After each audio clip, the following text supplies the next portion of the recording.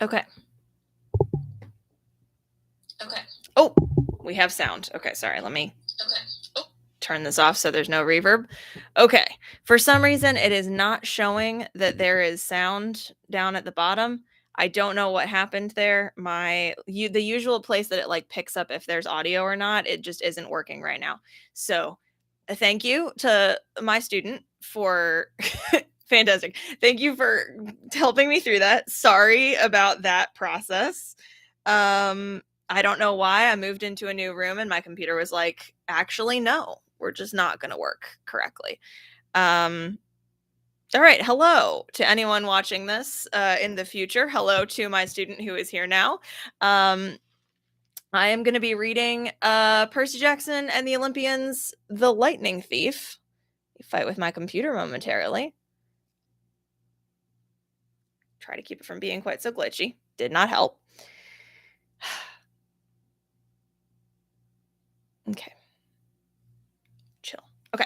We are going to be reading Percy Jackson and the Olympians, The Lightning Thief today. First couple chapters, as many as I can get through before 9.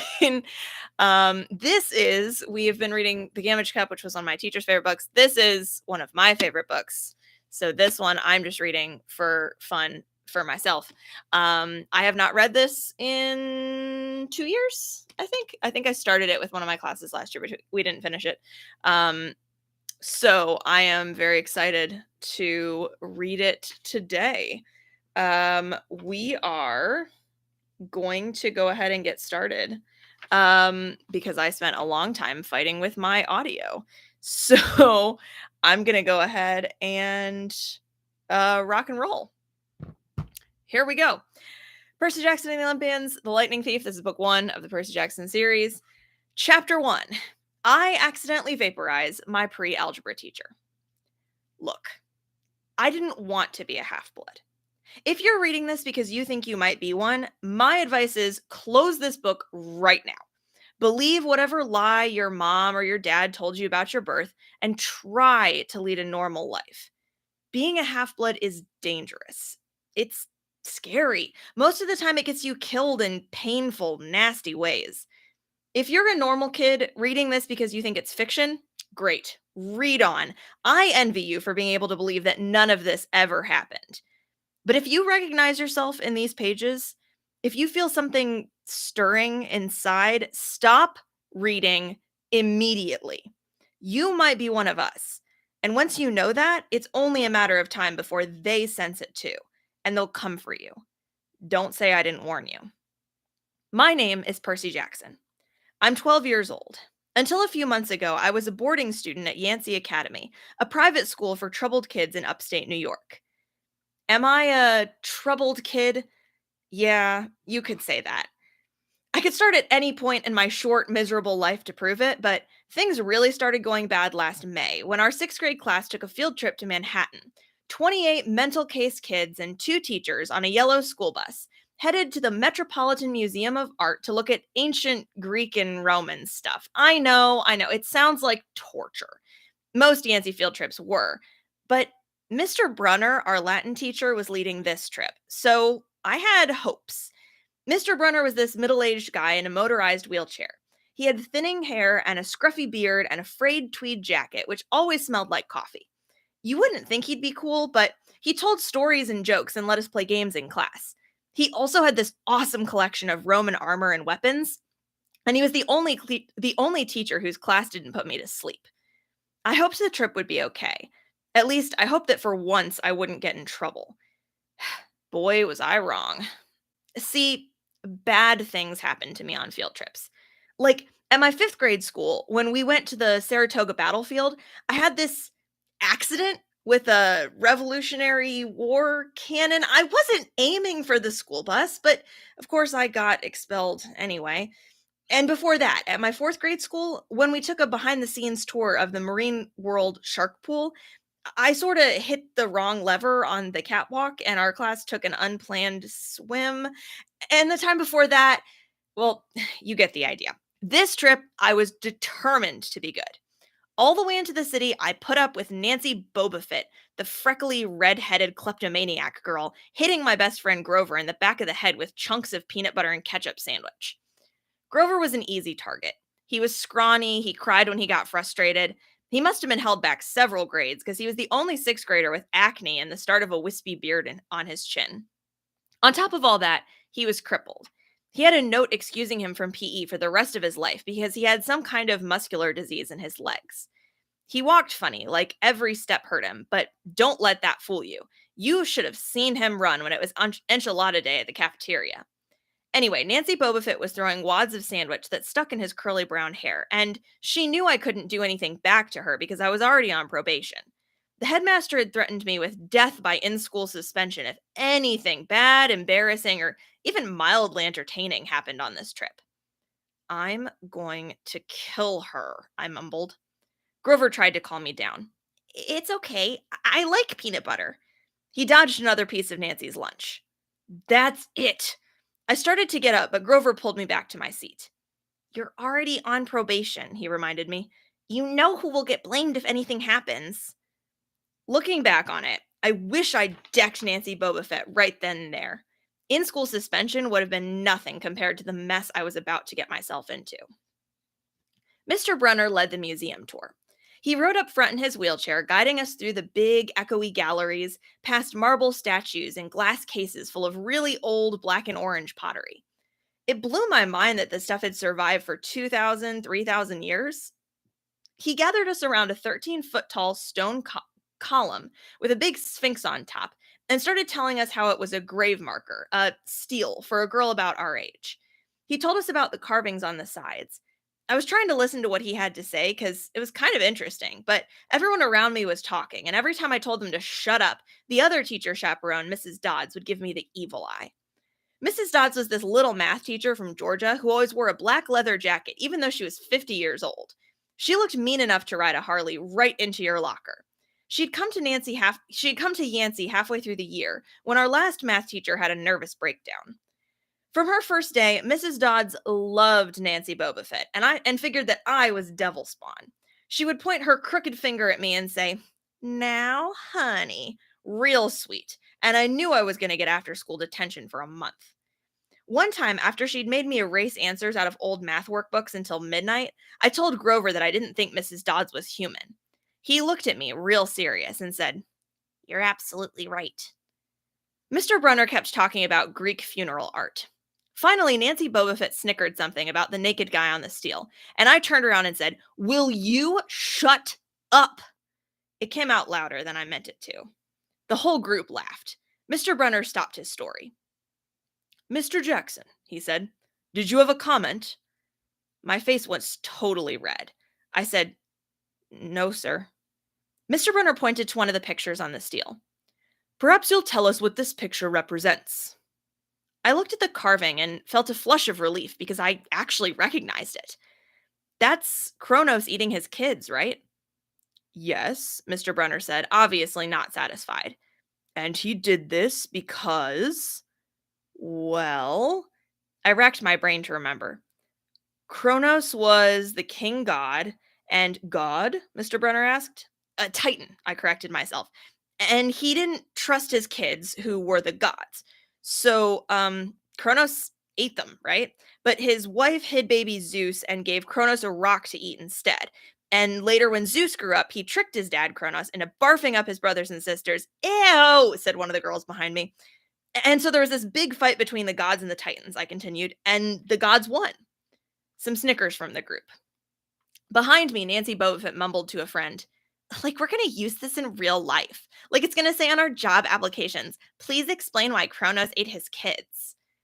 "And why, Mr. Jackson," Brunner said, "to paraphrase Miss Bobofet's excellent question, does this matter in real life?" "Busted," Grover muttered. "Shut up," Nancy hissed, her face even brighter red than her hair. At least Nancy got packed too. Mr. Brunner was the only one who ever caught her saying anything wrong. He had radar ears. I thought about his question and shrugged. "I don't know, sir." "I see." Mr. Brunner looked disappointed. "Well, half credit, Mr. Jackson. Zeus did in fact feed Kronos a mixture of mustard and wine, which made him disgorge his other 5 children, who, of course, being immortal gods, had been living and growing up completely undigested in the Titan's stomach. The gods defeated their father, sliced him to pieces with his own scythe, and scattered his remains in Tartarus, the darkest part of the underworld. On that happy note, it is time for lunch. Mrs. Dodds, would you lead us back outside? The class drifted off, the girls holding their stomachs, the guys pushing each other around and acting like doofuses. Grover and I were about to follow when Mr. Brunner said, "Mr. Jackson." I knew that was coming. I told Grover to keep going. Then I turned toward Mr. Brunner. "Sir?" Mr. Brunner had this look that wouldn't let you go. Intense brown eyes that could have been 1,000 years old and had seen everything. "You must learn the answer to my question," Mr. Brunner told me. "About the Titans?" "About real life, and how your studies apply to it." "Oh. What you learn from me," he said, "is vitally important. I expect you to treat it as such. I will accept only the best from you, Percy Jackson." I wanted to get angry. This guy pushed me so hard. I mean, sure, it was kind of cool on tournament days when he dressed up in a suit of Roman armor and shouted, "What ho!" and challenged us, sword point against chalk, to run to the board and name every Greek and Roman person who had ever lived and their mother and what god they worshipped. But Mr. Brunner expected me to be as good as everybody else, despite the fact that I have dyslexia and attention deficit disorder, and I've never made above a C minus in my life. No, he didn't expect me to be as good, he expected me to be better. And I just couldn't learn all those names and facts, much less spell them correctly. I mumbled something about trying harder, while Mr. Brunner took one long, sad look at the steel, like he'd been at this girl's funeral. He told me to go outside and eat my lunch. The class gathered on the front steps of the museum where we could watch the foot traffic along Fifth Avenue. Overhead, a huge storm was brewing, with clouds blacker than I'd ever seen over the city. I figured maybe it was global warming or something, because the weather all across New York State had been weird since Christmas. We'd had massive snowstorms, flooding, wildfires from lightning strikes. I wouldn't have been surprised if this was a hurricane blowing in. Nobody else seemed to notice. Some of the guys were pelting pigeons with Lunchables crackers. Nancy Bobofit was trying to pickpocket something from a lady's purse, and, of course, Mrs. Dodds wasn't seeing a thing. Grover and I sat at the edge of the fountain, away from the others. We thought that maybe if we did that, everybody wouldn't know we were from that school, the school for loser freaks who couldn't make it elsewhere. "Detention?" Grover asked. "Nah," I said, "not from Brunner. I just wish he'd lay off me sometimes. I mean, I'm not a genius." Grover didn't say anything for a while. Then, when I thought he was going to give me some deep philosophical comment to make me feel better, he said, "Can I have your apple?" I didn't have much of an appetite, so I let him take it. I watched the stream of cabs going down Fifth Avenue and thought about my mom's apartment, only a little ways uptown from where we sat. I hadn't seen her since Christmas. I wanted so bad to jump in a taxi and head home. She'd hug me and be glad to see me, but she'd be disappointed too. She'd send me right back to Yancey, remind me that I had to try harder, even if this was my 6th school in 6 years and I was probably going to be kicked out again. I wouldn't be able to stand that sad look she'd give me. Mr. Brunner parked his wheelchair at the base of the handicapped ramp. He ate celery while he read a paperback novel. A red umbrella stuck up from the back of his chair, making it look like a motorized cafe table. I was about to unwrap my sandwich when Nancy Bobofit appeared in front of me with her ugly friends. I guess she'd gotten tired of stealing from the tourists, and dumped her half-eaten lunch in Grover's lap. "Oops!" She grinned at me with her crooked teeth. Her freckles were orange, as if somebody had spray-painted her face with liquid Cheetos. I tried to stay cool. The school counselor had told me a million times, count to 10, get control of your temper. But I was so mad my mind went blank. A wave roared in my ears. I don't remember touching her, but the next thing I knew, Nancy was sitting on her butt in the fountain, screaming, "Percy pushed me!" Mrs. Dodds materialized next to us. Some of the kids were whispering, "Did you see the water? Like it grabbed her." I didn't know what they were talking about. All I knew was that I was in trouble again. As soon as Mrs. Dodds was sure poor little Nancy was okay, promising to get her a new shirt at the museum gift shop, etc., etc., Mrs. Dodds turned on me. There was a triumphant fire in her eyes, as if I'd done something she'd been waiting for all semester. Now, honey, I know, I grumbled, a month erasing workbooks. That wasn't the right thing to say. Come with me, Mrs. Dodd said. Wait, Grover yelped. It was me. I pushed her. I stared at him, stunned. I couldn't believe he was trying to cover for me. Mrs. Dodd scared Grover to death. She glared at him so hard his whiskery chin trembled. I don't think so, Mr. Underwood, she said. But you will stay here. Grover looked at me desperately. It's okay, man, I told him. Thanks for trying. Honey, Mrs. Dodds barked at me. Now! Nancy Bobofit smirked. I gave her my deluxe I'll kill you later stare. Then I turned to face Mrs. Dodds, but she wasn't there. She was standing at the museum entrance, way at the top of the steps, gesturing impatiently at me to come in. How'd she get there so fast? I have moments like that a lot, when my brain falls asleep or something, and the next thing I know, I've missed something, as if a puzzle piece fell out of the universe and left me staring at the blank place behind it. The school counselor told me this was part of the ADHD, my brain misinterpreting things, but I wasn't so sure. I went after Mrs. Dodds. Halfway up the steps, I glanced back at Grover. He was looking pale, cutting his eyes between me and Mr. Brunner, like he wanted Mr. Brunner to notice what was going on, but Mr. Brunner was absorbed in his novel. I looked back up. Mrs. Dodds had disappeared again. She was now inside the building, at the end of the entrance hall. Okay, I thought, she's going to make me buy a new shirt for Nancy at the gift shop. But apparently that wasn't the plan. I followed her deeper into the museum. When I finally caught up to her, we were back in the Greek and Roman section. Except for us, the gallery was empty. Mrs. Dodds stood with her arms crossed in front of a big marble frieze of the Greek gods.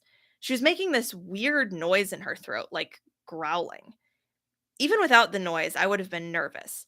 It's weird being alone with a teacher, especially Mrs. Dodds. Something about the way she looked at the frieze, as if she wanted to pulverize it. You've been giving us problems, honey, she said. I did the safe thing. I said, yes, ma'am. She tugged on the cuffs of her leather jacket. Did you really think that you would get away with it? The look in her eyes was beyond mad. It was evil. She's a teacher, I thought nervously. It's not like she's going to hurt me. I said, I'll try harder, ma'am. Thunder shook the building. We are not fools, Percy Jackson, Mrs. Dodd said. It was only a matter of time before we found you out. Confess, and you will suffer less pain. I didn't know what she was talking about. All I could think of was that the teachers must have found an illegal stash of candy that I'd been selling out of my dorm room, or maybe they'd realized that I got my essay on Tom Sawyer from the internet without ever reading the book, and now they were going to take away my grade. Or worse, they were going to make me read the book. Well, she demanded. Ma'am, I don't... Your time is up, she hissed. Then the weirdest thing happened. Her eyes began to glow like barbecue coals. Her fingers stretched, turning into talons. Her jacket melted into large, leathery wings. She wasn't human. She was a shriveled hag with bat wings and claws and a mouthful of yellow fangs, and she was about to slice me to ribbons. Then things got even stranger. Mr. Brunner, who'd been out in front of the museum a minute before, wheeled his chair into the doorway of the gallery, holding a pen in his hand. What ho, Percy, he shouted, and tossed the pen through the air. Mrs. Dodds lunged at me. With a yelp, I dodged and felt talons slash the air next to my ear. I snatched the ballpoint pen out of the air, but when it hit my hand, it wasn't a pen anymore. It was a sword. Mr. Brunner's bronze sword, which he always used on tournament day. Mrs. Dodds spun toward me with a murderous look in her eyes. My knees were jelly. My hands were shaking so bad I almost dropped the sword. She snarled, Die, honey! And she flew straight at me. Absolute terror ran through my body. I did the only thing that came naturally. I swung the sword. The metal blade hit her shoulder and passed clean through her body as if she were made of water. Mrs. Dodds was a sandcastle in a powder fan. She exploded into yellow powder, vaporized on the spot, leaving nothing but the smell of sulfur and a dying screech and a chill of evil in the air, as if those two glowing red eyes were still watching me. I was alone. There was a ballpoint pen in my hand. Mr. Brunner wasn't there. Nobody was there but me. My hands were still trembling. My lunch must have been contaminated with magic mushrooms or something. Had I imagined the whole thing? I went back outside. It had started to rain. Grover was sitting by the fountain, a museum map tented over his head. Nancy Bobofit was still standing there, soaked from her swim in the fountain, grumbling to her ugly friends. When she saw me, she said, "I hope Mrs. Kerr whipped your butt." I said, "Who?" "Our teacher, duh." I blinked. We had no teacher named Mrs. Kerr. I asked Nancy what she was talking about. She just rolled her eyes and turned away. I asked Grover where Mrs. Dodds was. He said, "Who?" But he paused first, and he wouldn't look at me, so I thought he was messing with me. "Not funny, man," I told him. "This is serious." Thunder boomed overhead. I saw Mr. Brunner sitting under his red umbrella, reading his book as if he'd never moved. I went over to him. He looked up, a little distracted. "Ah, that would be my pen. Please bring your own writing utensils in the future, Mr. Jackson." I handed Mr. Brunner his pen. I hadn't even realized I was still holding it. "Sir," I said, "where's Mrs. Dodds?" He stared at me blankly. "Who?" "The other chaperone, Mrs. Dodds, the pre-algebra teacher." He frowned and sat forward, looking mildly concerned. "Percy, there is no Mrs. Dodds on this trip. As far as I know, there has never been a Mrs. Dodds at Yancey Academy. Are you feeling all right?" Chapter 2. 3 old ladies knit the socks of death. I was used to the occasional weird experience, but usually they were over quickly. This 24/7 hallucination was more than I could handle. For the rest of the school year, the entire campus seemed to be playing some kind of trick on me. The students acted as if they were completely and totally convinced that Mrs. Kerr, a perky blonde woman who I'd never seen in my life until she got on our bus at the end of the field trip, had been our pre-algebra teacher since Christmas. Every so often, I would spring a Mrs. Dodds reference on somebody, just to see if I could trip them up, but they would stare at me like I was psycho. It got so I almost believed them. Mrs. Dodds had never existed. Almost. But Grover couldn't fool me. When I mentioned the name Dodds to him, he would hesitate and then claim she didn't exist. But I knew he was lying. Something was going on. Something had happened at the museum. I didn't have much time to think about it during the days, but at night, visions of Mrs. Dodds with talons and leathery wings would wake me up in a cold sweat. The freak weather continued, which didn't help my mood. One night, a thunderstorm blew out the windows in my dorm room. A few days later, the biggest tornado ever spotted in the Hudson Valley touched down only 50 miles from Yancey Academy. One of the current events we studied in social studies class was the unusual number of small planes that had gone down in sudden squalls in the Atlantic that year. I started feeling cranky and irritable most of the time. My grades slipped from D's to F's. I got into more fights with Nancy Bobofit and her friends. I was sent out into the hallway in almost every class. Finally, when our English teacher, Mr. Nikolai, asked me for the millionth time why I was too lazy to study for spelling tests, I snapped. I called him an old sot. I wasn't even sure what that meant, but it sounded good. The headmaster sent my mom a letter the following week, making it official. I would not be invited back to Nancy next year to Yancey Academy. Fine, I told myself, just fine. I was homesick. I wanted to be with my mom in our little apartment on the Upper East Side, even if I had to go to public school and put up with my obnoxious stepfather and his stupid poker parties. And yet, there were things I'd miss at Yancey. The view of the woods out my dorm windows, the Hudson River in the distance, the smell of pine trees. I'd miss Grover, who'd been a good friend, even if he was a little strange. I worried how he'd survive next year without me. I'd miss Latin class, too. Mr. Brunner's crazy tournament days and his faith that I could do well. As exam week got closer, Latin was the only test I studied for. I hadn't forgotten what Mr. Brunner had told me about this subject being life and death for me. I wasn't sure why, but I'd started to believe him. The evening before my final, I got so frustrated I threw the Cambridge Guide to Greek Mythology across my dorm room. Words had started swimming off the page, circling my head, the letters doing 180s as if they were riding skateboards. There was no way I was going to remember the difference between Chiron and Charon, or Polyd- Polydicles and Polydicius, and conjugating those Latin verbs, forget it. I paced the room, feeling like ants were crawling around inside my shirt. I remembered Mr. Brunner's serious expression, his thousand-year-old eyes. I will accept only the best from you, Percy Jackson. I took a deep breath. I picked up the mythology book. I'd never asked a teacher for help before. Maybe if I talked to Mr. Brunner, he could give me some pointers. At least I could apologize for the big fat F I was about to score on his exam. I didn't want to leave Yancey Academy with him thinking I hadn't tried. I walked down to the faculty offices. Most of them were dark and empty, but Mr. Brunner's door was ajar, light from his window stretching across the hallway floor. I was 3 steps from the door handle when I heard voices inside the office. Mr. Brunner asked a question. A voice that was definitely Grover's said, "Worried about Percy, sir." I froze. I'm not usually an eavesdropper, but I dare you to try not listening if you hear your best friend talking about you to an adult. I inched closer. "Alone this summer," Grover was saying. "I mean, a kindly one in the school? Now that we know for sure, and they know too." "We would only make matters worse by rushing him," Mr. Brunner said. "We need the boy to mature more." "But he may not have the time. The summer solstice deadline will have to be resolved without him, Grover. Let him enjoy his ignorance while he still can." "Sir, he saw her." "His imagination," Mr. Brunner insisted. "The mist over the students and staff will be enough to convince him of that." "Sir, I can't fail in my duties again."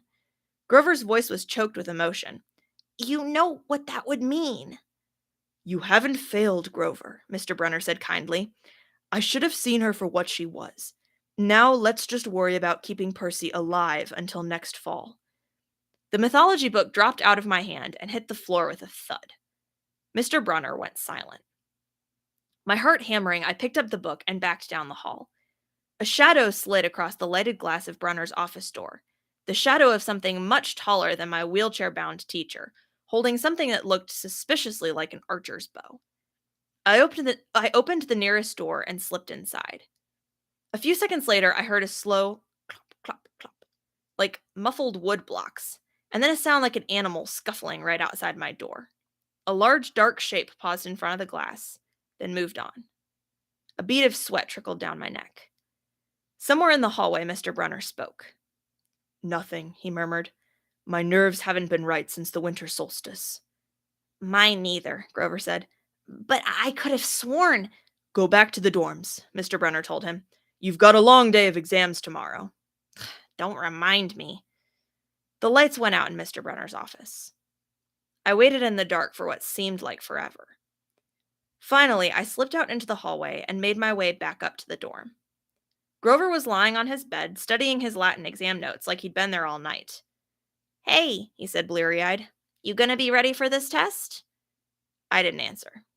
"You look awful." He frowned. Is everything okay?" "Just tired." I turned so he couldn't read my expression and started getting ready for bed. I didn't understand what I'd heard downstairs. I wanted to believe I'd imagined the whole thing, but one thing was clear. Grover and Mr. Brunner were talking about me behind my back. They thought I was in some kind of danger. The next afternoon, as I was leaving the 3-hour Latin exam, my eyes swimming with all the Greek and Roman names I'd misspelled, Mr. Brunner called me back inside. For a moment, I was worried he'd found out about my eavesdropping the night before, but that didn't seem to be the problem. "Percy," he said, "don't be discouraged about leaving Yancey. It's for the best." His tone was kind, but the words still embarrassed me. Even though he was speaking quietly, the other kids finishing the test could hear. Nancy Bobofit smirked at me and made sarcastic little kissing motions with her lips. I mumbled, "Okay, sir." I mean," Mr. Brunner wheeled his chair back and forth like he wasn't sure what to say. "This isn't the right place for you. It was only a matter of time." My eyes stung.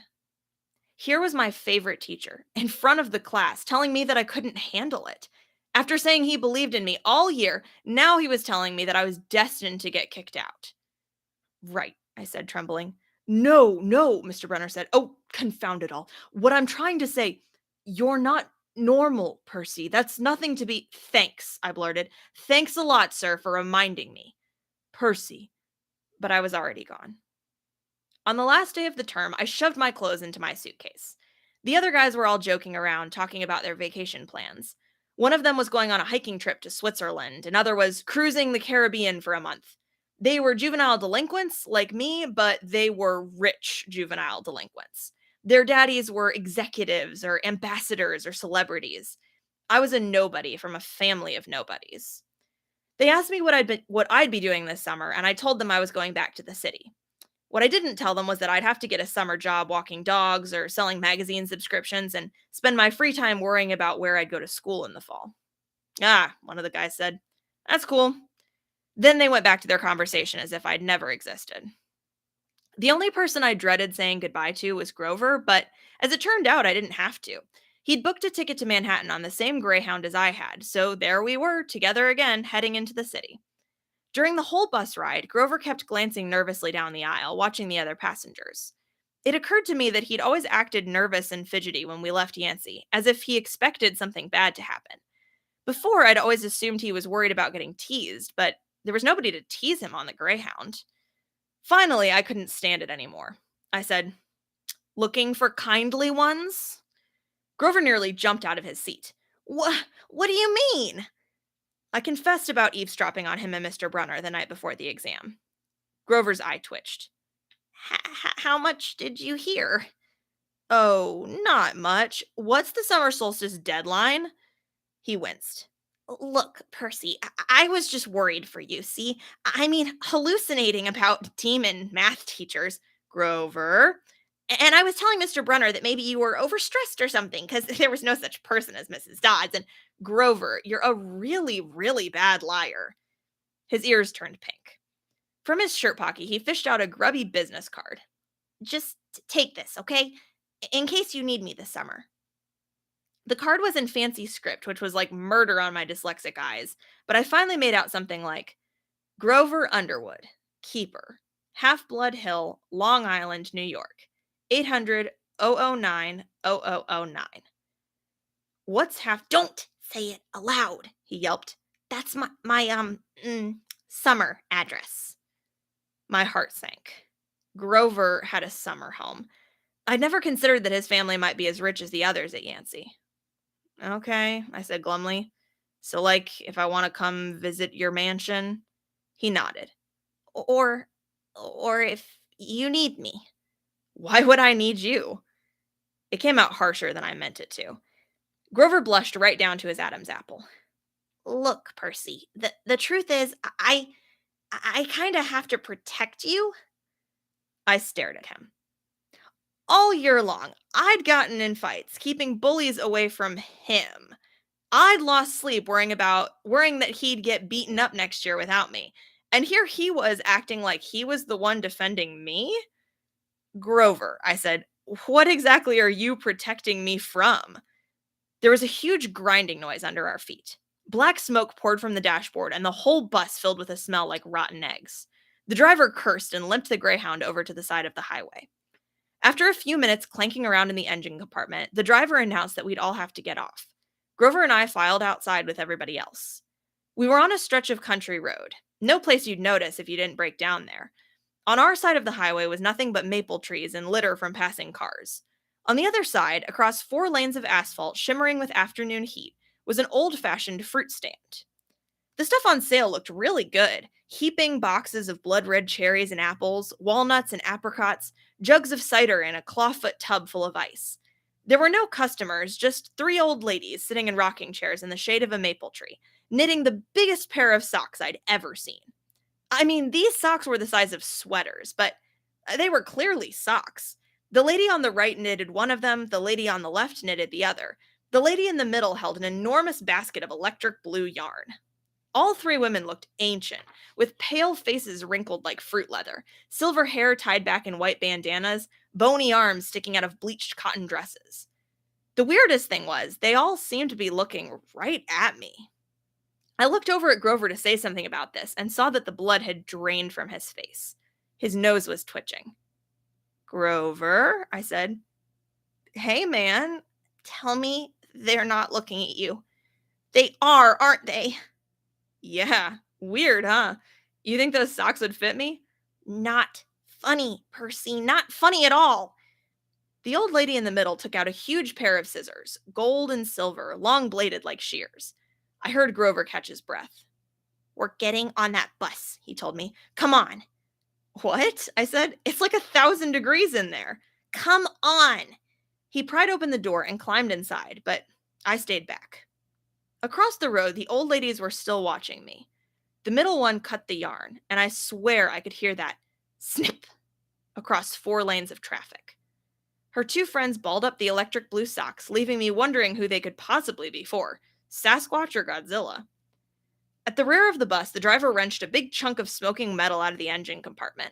The bus shuddered and the engine roared back to life. The passengers cheered. Darn right, yelled the driver. He slapped the bus with his hat. Everybody back on board. Once we got going, I started feeling feverish, as if I'd caught the flu. Grover didn't look much better. He was shivering and his teeth were chattering. Grover, I said. Yeah? What are you not telling me? He dabbed his forehead with his shirt sleeve. Percy, what did you see back at the fruit stand? You mean the old ladies? What is it about them, man? They're not like Mrs. Dodds, are they? His expression was hard to read, but I got the feeling that the fruit stand ladies were something much, much worse than Mrs. Dodds. He said, just tell me what you saw. The middle one took out her scissors and she cut the yarn. He closed his eyes and made a gesture with his fingers that might have been crossing himself, but it wasn't. It was something else, something almost older. He said, you saw her snip the cord. Yeah, so? But even as I said it, I knew it was a big deal. This is not happening, Grover mumbled. He started chewing at his thumb. I don't want this to be like the last time. What last time? Always 6th grade. They never get past 6th grade. Grover, I said, because he was really starting to scare me. What are you talking about? Let me walk you home from the bus station. Promise me. This seemed like a strange request to me, but I promised he could. Is this like a superstition or something? I asked. No answer. Grover, that snipping of the yarn, does that mean that somebody's gonna die? He looked at me mournfully, like he was already picking the kind of flowers I'd like best on my coffin. All right, I'm gonna do one more chapter, even though it's almost 9. Leslie, if you are still here, a thing that I noticed when I was reading this the last time I read it is that all of the things that Percy says he would miss about Yancey, which is the view of the woods, the Hudson River in the distance, the smell of pine trees, Grover, and Mr. Brunner, are all things that he still has at Camp Half-Blood. And I just think that that's great. I don't know. When I was reading through that, I'm like, I don't know if that was on purpose, if like, Uncle Rick wrote that purposely being like kind of foreshadowy. But the last time I read that, I was like, oh, those are all things that he still has. All right. Chapter 3. Grover unexpectedly loses his pants. Confession time. I ditched Grover as soon as we got to the bus terminal. I know, it was rude, but Grover was freaking me out, looking at me like I was a dead man, muttering, why does this always happen? And why is it always have to be 6th grade? Whenever he got upset, Grover's bladder acted up, so I wasn't surprised when, as soon as we got off the bus, he made me promise to wait for him, and then made a beeline for the restroom. Instead of waiting, I got my suitcase, slipped outside, and caught the first taxi uptown. East 104th and 1st, I told the driver. A word about my mother, before you meet her. Her name is Sally Jackson, and she's the best person in the world, which just proves my theory about the best people having the rottenest luck. Her own parents died in a plane crash when she was 5, and she was raised by an uncle who didn't really care much about her. She wanted to be a novelist, so she spent high school working to save enough money for a college with a good creative writing program. Then her uncle got cancer, and she had to quit school her senior year to take care of him. After he died, she was left with no money, no family, and no diploma. The only good break she ever got was meeting my dad. I don't have any memories of him, just this sort of warm glow, maybe the barest trace of his smile. My mom doesn't like to talk about him because it makes her sad. She has no pictures. See, they weren't married. She told me he was rich and important and that their relationship was a secret. Then one day he set sail across the Atlantic on some important journey and he never came back. Lost at sea, my mom told me. Not dead, lost at sea. She worked odd jobs, took night classes to get her high school diploma, and raised me on her own. She never complained or got mad, not even once. But I know I wasn't an easy kid. Finally, she married Gabe Ugliano, who was nice for the first 30 seconds we knew him, and then showed his true colors as a world class jerk. When I was young, I nicknamed him Smelly Gabe. I'm sorry, but it's the truth. The guy reeked like moldy garlic pizza wrapped in gym shorts. Between the two of us, we made my mom's life pretty hard. The way Smelly Gabe treated her, the way he and I got along, well, when I came home is a good example. I walked into our little apartment, hoping my mom would be home from work. Instead, Smelly Gabe was in the living room playing poker with his buddies. The television blared ESPN. Chips and beer cans were strewn all over the carpet. Hardly looking up, he said around his cigar, "So, you're home." "Where's my mom?" "Working," he said. "You got any cash?" That was it. No, "Welcome back. Good to see you. How has your life been for the last 6 months?" Gabe had put on weight. He looked like a tuskless walrus in thrift store clothes. He had about 3 hairs on his head, all combed over his bald scalp, as if that made him handsome or something.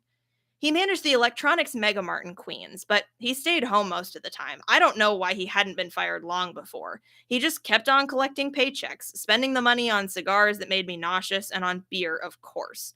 Always beer. Whenever I was home, he expected me to provide his gambling funds. He called that our guy secret, meaning if I told my mom, he would punch my lights out. "I don't have any cash," I told him. He raised a greasy eyebrow. Gabe could sniff out money like a bloodhound, which was surprising since his own smell should have covered up everything else. "You took a taxi from the bus station," he said. "Probably paid with a 20. Got 6, 7 bucks in change. Somebody expects to live under this roof. He ought to carry his own rate. Am I right, Eddie?" Eddie, the super of the apartment building, looked at me with a twinge of sympathy. "Ah, come on, Gabe," he said. "The kid just got here."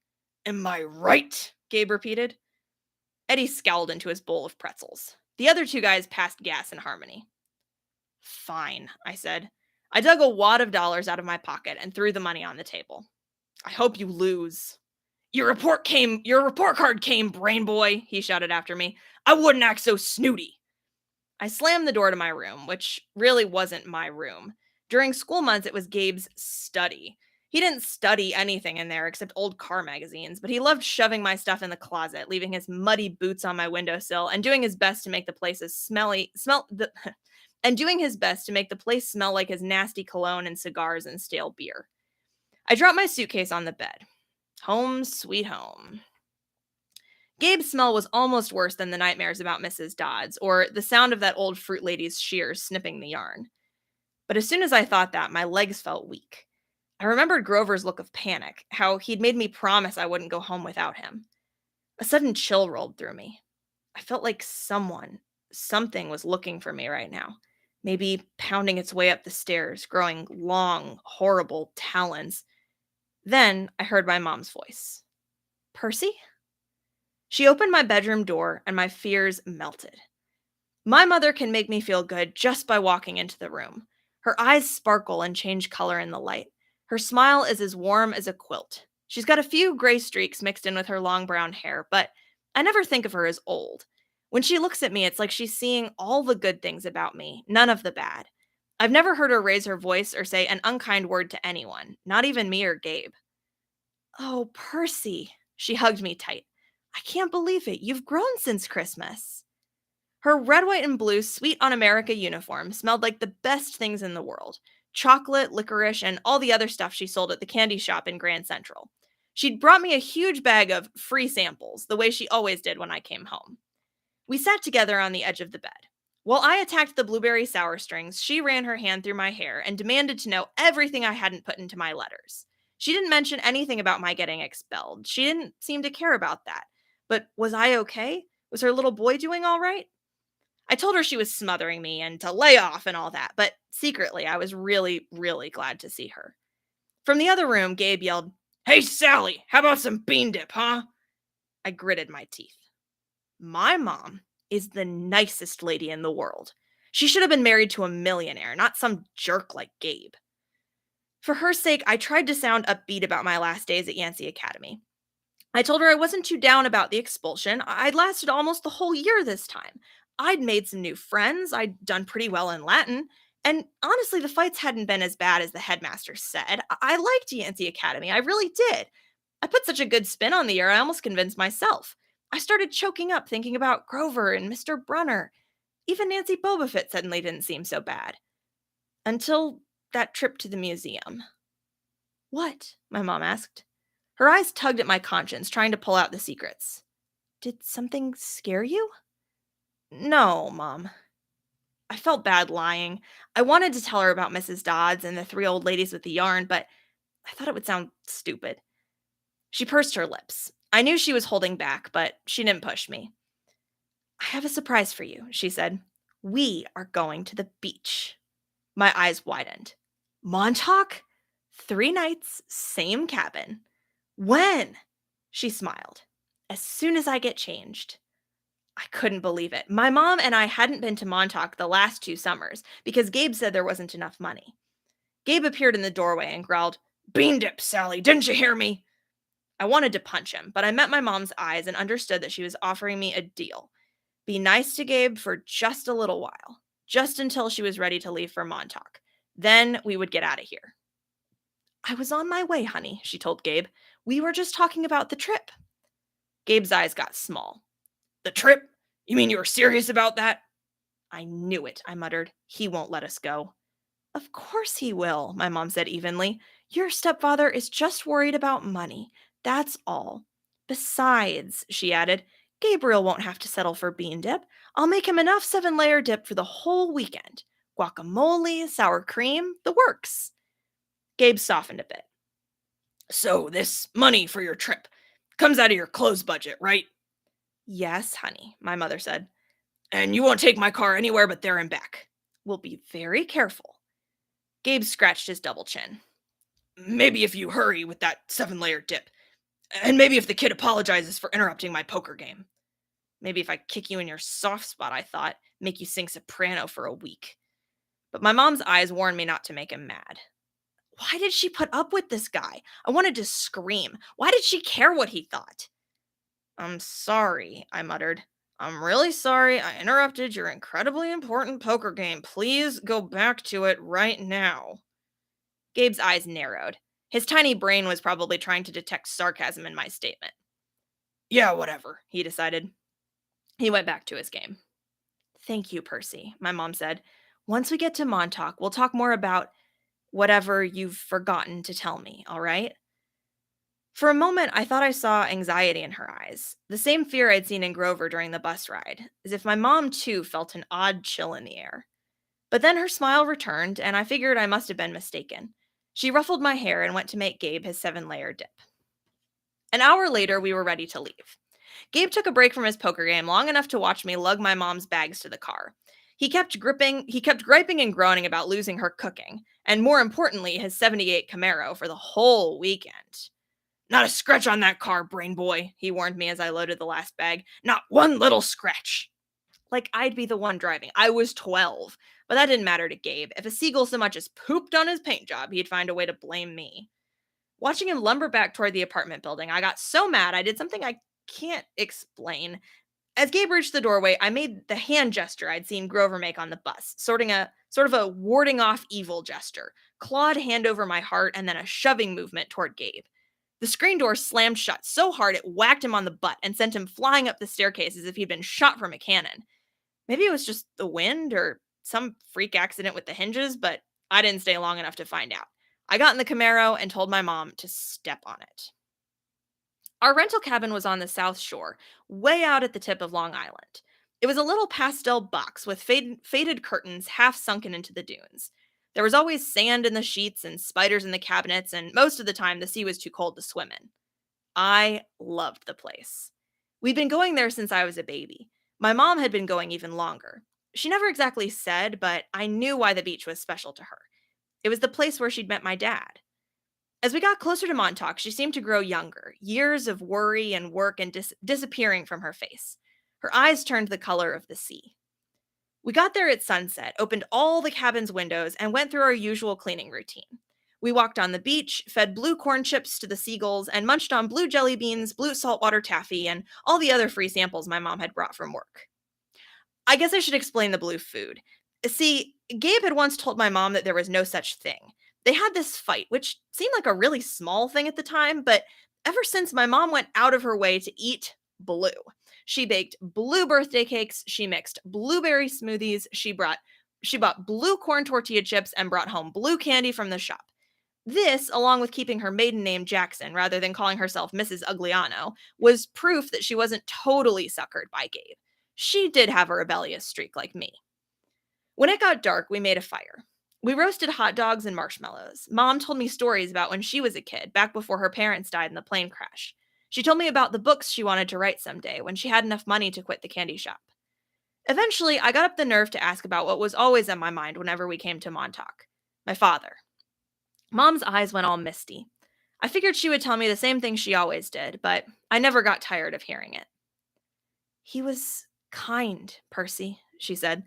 Tall, handsome, and powerful, but gentle, too. You have his black hair, and his green eyes. Mom fished a blue jelly bean out of the candy bag. I wish he could see you, Percy. He would be so proud. I wondered how she could say that. What was so great about me? A dyslexic, hyperactive boy with a D+ report card, kicked out of school for the 6th time in 6 years. How old was I? I asked. I mean, when he left. She watched the flames. He was only with me for one summer, Percy. Right here at this beach. This cabin. But he knew me as a baby. No, honey, he knew I was expecting a baby, but he never saw you. He had to leave before you were born. I tried to square that with the fact that I seemed to remember something about my father: a warm glow, a smile. I had always assumed that he knew me as a baby. My mom had never said it outright, but still, I felt it must be true. Now, to be told that he'd never even seen me, I felt angry at my father. Maybe it was stupid, but I resented him for going on that ocean voyage, for not having the guts to marry my mom. He'd left us, and now we were stuck with smelly Gabe. Are you going to send me away again? I asked her. To another boarding school? She pulled a marshmallow from the fire. I don't know, honey. Her voice was heavy. I think we'll have to do something. 'Cause you don't want me around? I regretted the words as soon as they were out.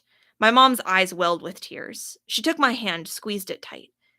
Oh, Percy, no. I have to, honey. For your own good, I have to send you away. Her words reminded me of what Mr. Brunner had said, that it was best for me to leave Yancey. Because I'm not normal, I said.